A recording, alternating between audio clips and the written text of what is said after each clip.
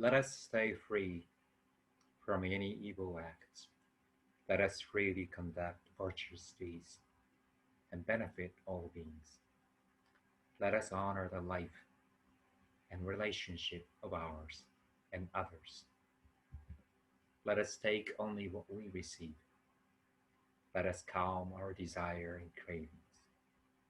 Stay true to ourselves and others. Let us maintain the clarity of mind and stay non judgmental. Let us stay humble and respectful. Stay generous and embracing. Stay free from anger and hatred. Let us embody the life of the awakened ones.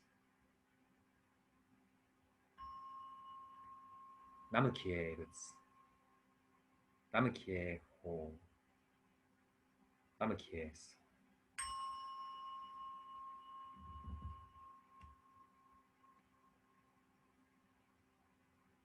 On this occasion, I had a great opportunity to share again my time with the friends from New York Zen Center for Contemplative Care.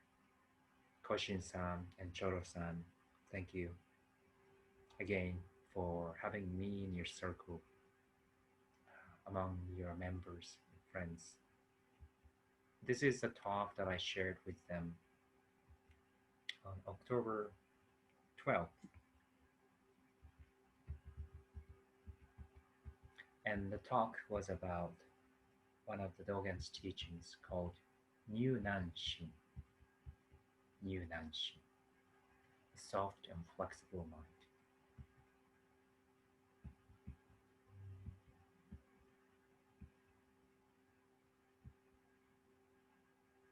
When Dogen trained in China and came back, he shared this teaching with a fellow priest who asked him what it was that he brought from China.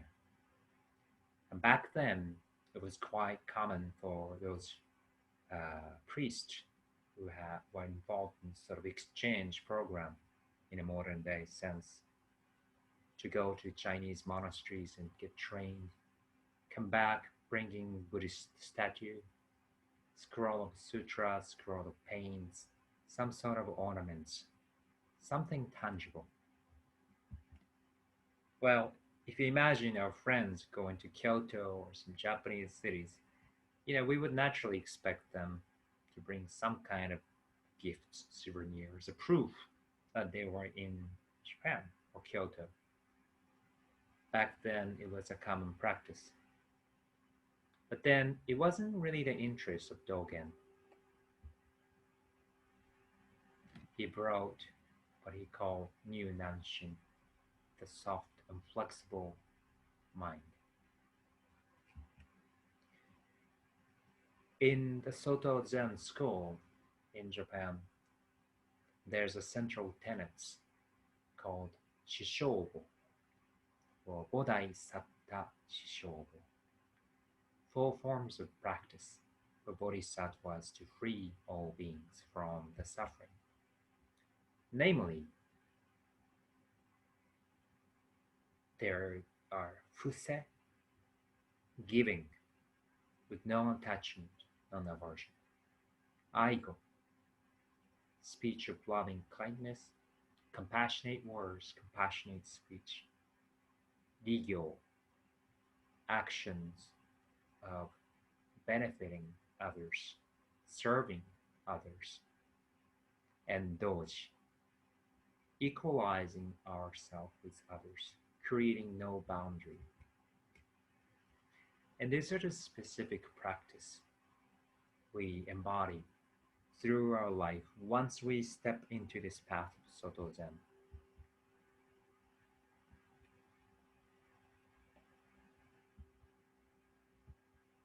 As I said, when Dogen came back from China, and when he was asked what it was that he brought from China to Japan, he brought this mind that he embodied.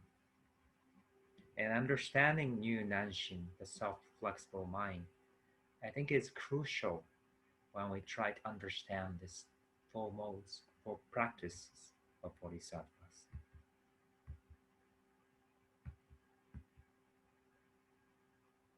And I do wonder what that means for us today, living in the United States. This gift of Nyunanshin from China that Dogen brought to Japan. If we are going to present this to today's society in the US. On Wednesday night at Sozenji Buddhist Temple, one of the two temples that I serve, we have evening zazen practice. And after one period of sitting, we have a short service, chanting. And once the chanting is over, we sort of started sharing the practice. It's a bit like a workshop. I explain how specifically you ring the bells, how you enter the hall. Is it from the left foot, from the right foot?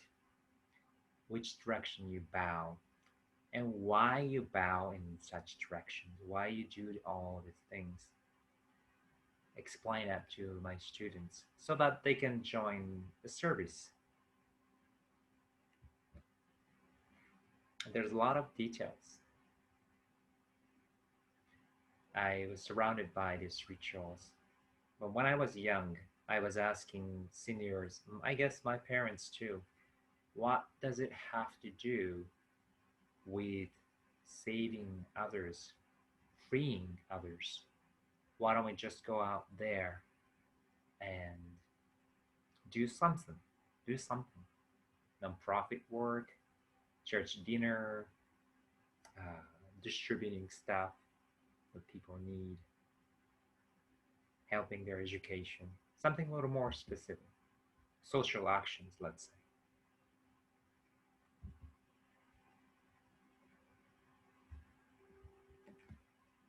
And with these questions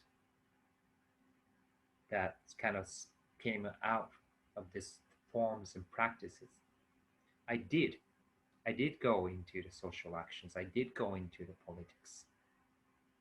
With all the mistakes, failures, and all the successes, it taught us the significance of, again, Nyunanshin, the soft and flexible mind, and how it plays a significant role in both Zen practice, the service, and just about everything we do in our life. Back to Shishogo, the four bodhisattva practice.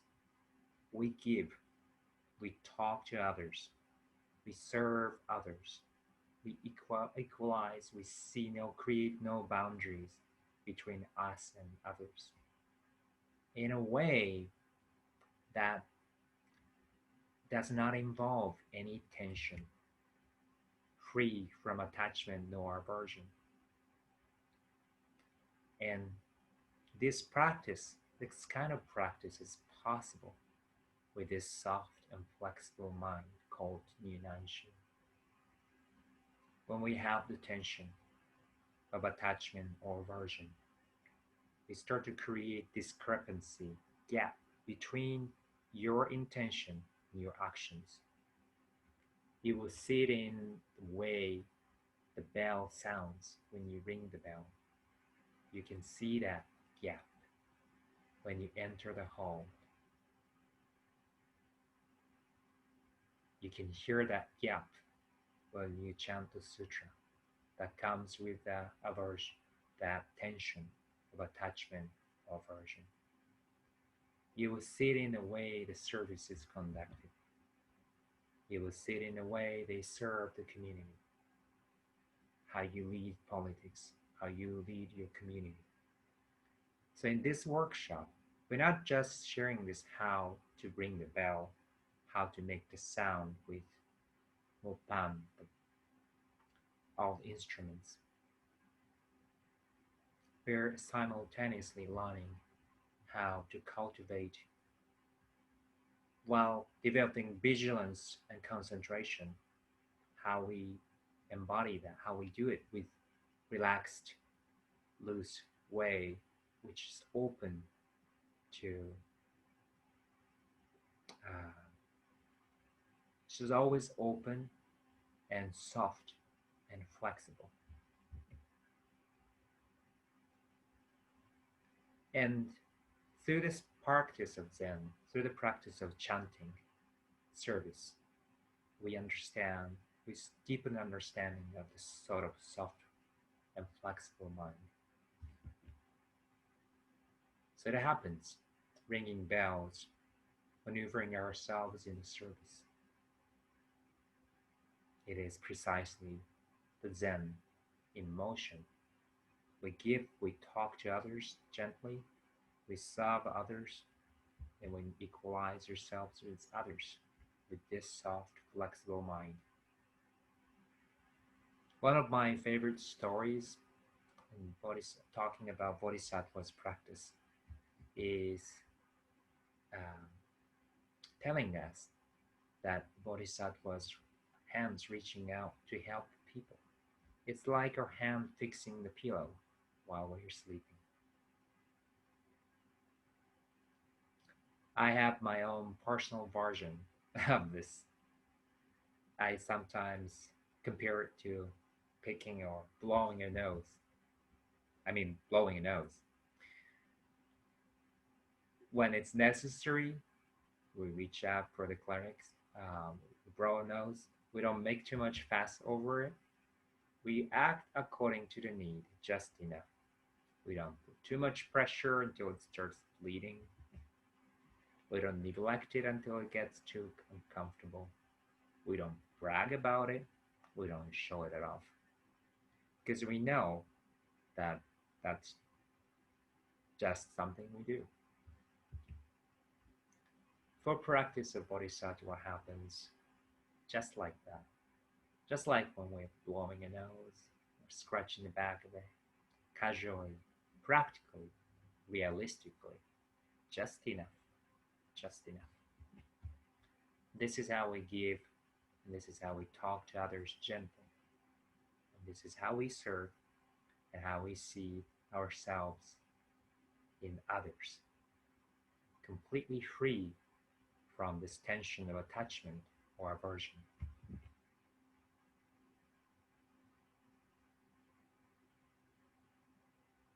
And this kind of soft, flexible mind, I'm not just talking about being quiet, being gentle. In a monastery, there were two occasions uh, that this soft, flexible mind embodied differently. One was the fire in the temple.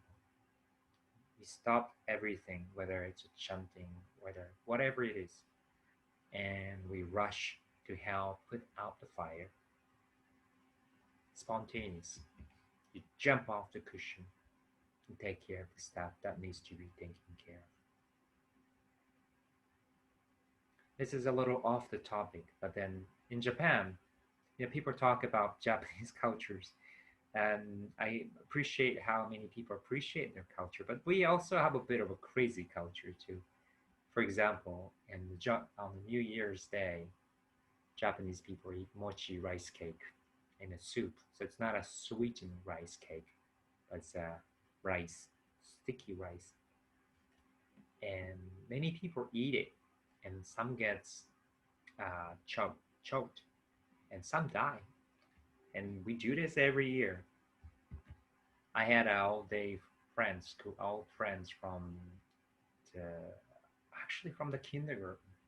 When he was small, he ate a big chunk of rice cake and it got stuck in his throat. And I think his mom or people are sort of used to it. So she picked up him upside down and slapped his back. And when she didn't come out, one of the family reached out to the vacuum cleaner and got that mochi rice cake out of his mouth.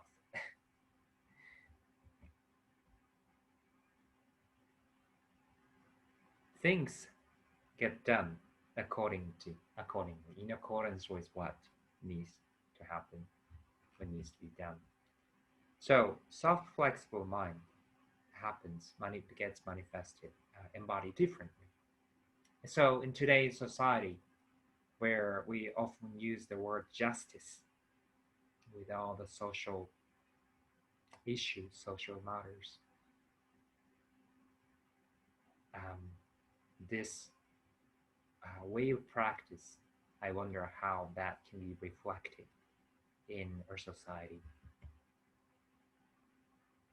Like, are we able to execute justice with this Nyunanshin, the soft, flexible mind?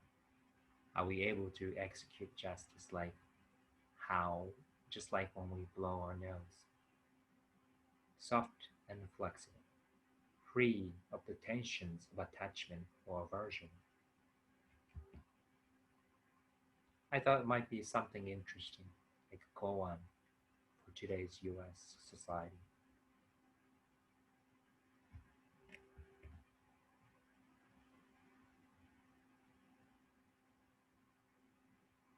Now, having talked about Nyunanshin, the soft, flexible mind, I have something specific that I'd like to share.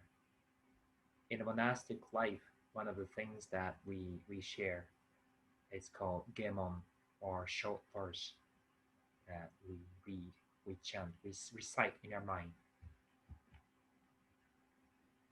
Gemon literally means the text of verse. Typically, the most probably well-known one among the monastics is the Sutra opening verse, which goes, "The unsurpassed, profound, and wonderful Dharma is rarely met with, even in 100,000 million kalpas. Now we can see and hear it, accept and maintain it. May we unfold the meaning of Tathagata's truth." Then we have a thing called the prostration verse, Naihaike. The nature of that which can be in its worship is empty and still. One's own body and the body of the other are in essence not two. Maybe together with all beings obtain liberation, giving rise to the supreme intention, relying on the ultimate truth. Then there are other kinds of verses that we recite. For example, there's one for bathing, which goes, "Bathing the body, may all living beings be clean in body and mind, pure and shining within and without." If you're brushing your teeth, there's a verse, "Holding the toothbrush, may all living beings attain the true Dharma and be naturally pure and clean." This practice of Gemon is not just unique to Japanese Soto Zen. The famous Vietnamese teacher Thich Nhat Hanh, who just had a birthday. I thought it was yesterday, but I think it's today, some people say. Today, by the way, is October 12th. He's now 94. He brought this practice in a very beautiful, gentle way.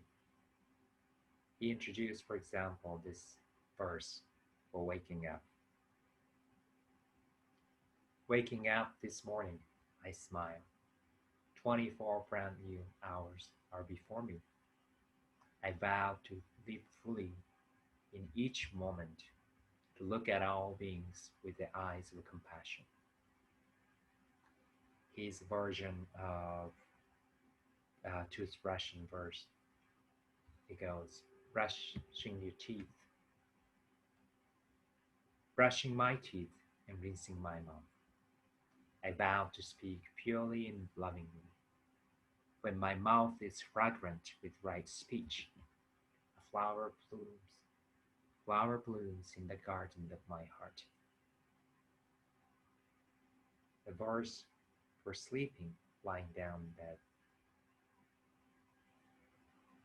it goes, "Resting in the ultimate dimension, using snowy mountains as a pillow and beautiful pink clouds as blankets. Nothing is lacking." He also has a verse for sitting or walking meditation. He says like this: I have arrived. I am home. In the here, in the now. I am solid. I am free. In the ultimate, I dwell.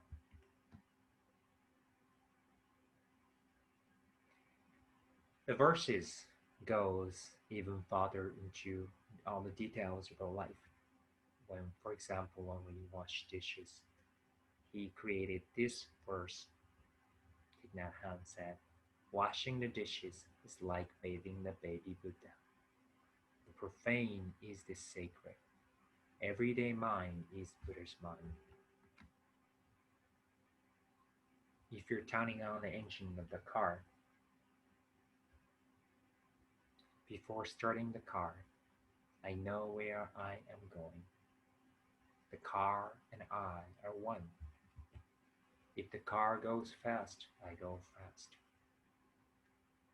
Now, if you're texting a message or calling your friend or someone, here's a verse. Words can travel thousands of miles. May my words create mutual understanding and love. May they be as beautiful as gems, as lovely as flowers.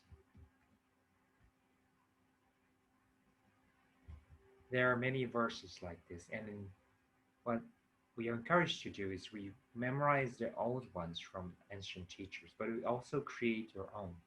And I have to admit, I don't have any artistic sense or poetic sense, but in our community in Long Beach, we share this certain line which I was applying to everything that I do, including Zen practice, ringing the bell, driving the car, talking to my son, washing my face.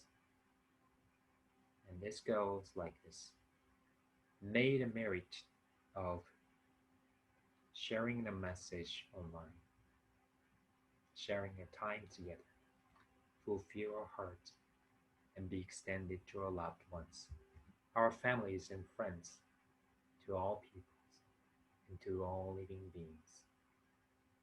May we together with them attain the Buddhahood.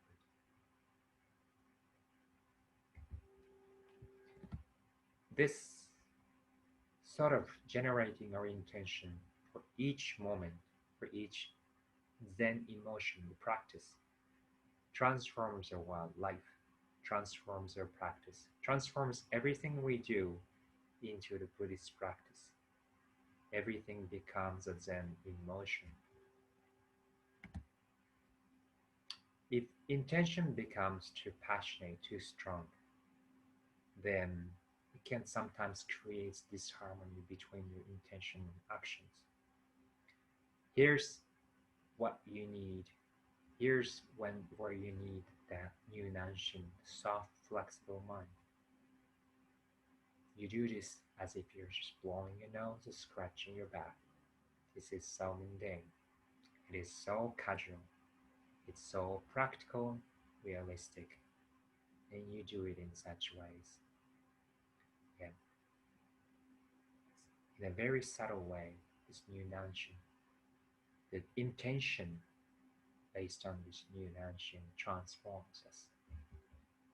So I'd like to conclude this message with this particular verse that our community uses. May this humble merit of sharing the Dharma message, sharing our practice, our time and presence, our thoughts and good wishes, all be extended to our loved ones, our family and friends, and to all those who have been sharing their life with them, to all peoples, to all living beings. May we together with them attain the Buddha. Namakie Bits, Namakie Ho, Namakie.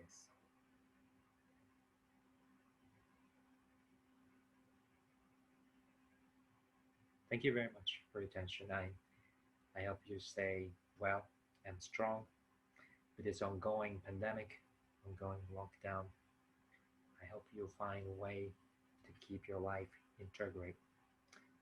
So please take care.